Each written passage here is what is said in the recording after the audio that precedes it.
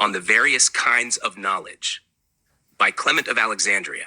Welcome to Pleroma Pathways, Apocalyptic and Mystic Christianity, where we explore esoteric and apocalyptic texts. In this reflection on Clement of Alexandria's teachings, we consider his understanding of the nature of knowledge, epistēmē, and its various forms.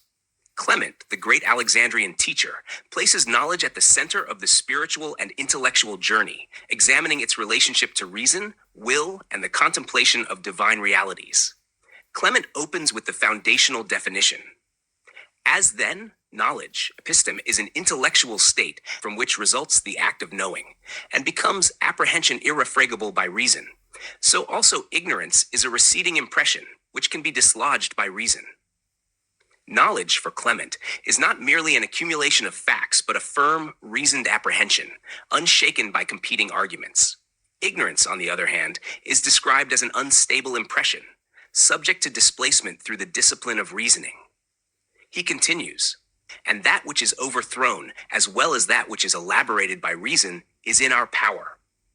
This statement affirms human responsibility in both embracing truth and rejecting error. Knowledge is not forced upon anyone, but must be pursued and accepted willingly. Clement then categorizes forms of intellectual apprehension, identifying a hierarchy of understanding. Akin to knowledge is experience, cognition, eidesis, comprehension, synesis, perception, noesis, and acquaintance, gnosis. These terms, though related, are distinct in scope and operation. Cognition, eisis, is explained as the knowledge of universals by species, an intellectual grasp of the general through its specific instances.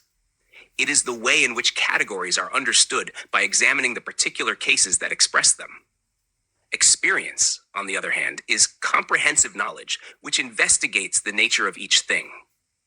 This kind of knowledge is empirical, grounded in the careful observation and investigation of reality. While cognition handles general concepts, experience deals with things as they are encountered and known by interaction. Perception, noesis, is the knowledge of intellectual objects. This surpasses material phenomena and turns the intellect toward what is immaterial and abstract, matters pertaining to reason, order, and eternal principles. Comprehension, synesis, is defined as the knowledge of what is compared, or a comparison that cannot be annulled, or the faculty of comparing the objects with which judgment and knowledge are occupied, both of one and each, and all that goes to make up one reason.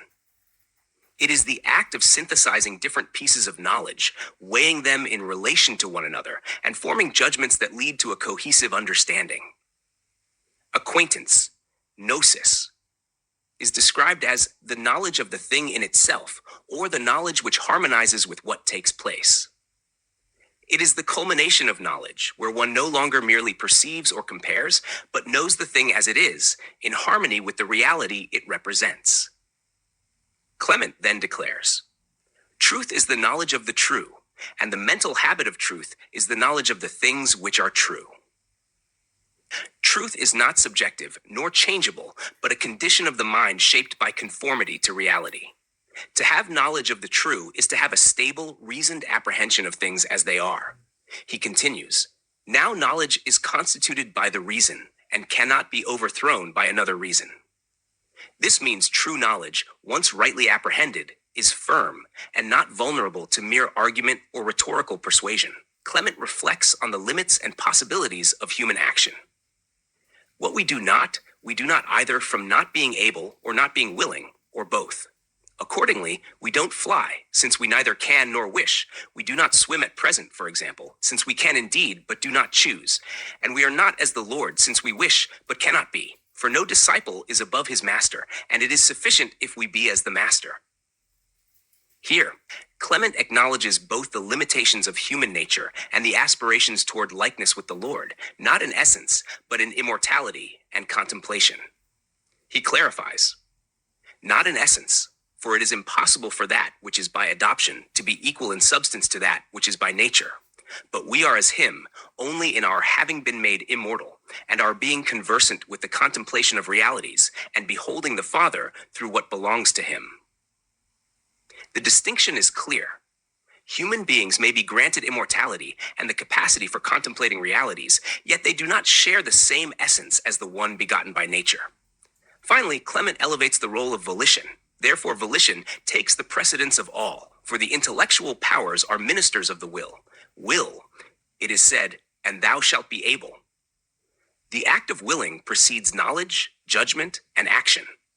In the perfected person, the Gnostic, will, judgment, and exertion are identical.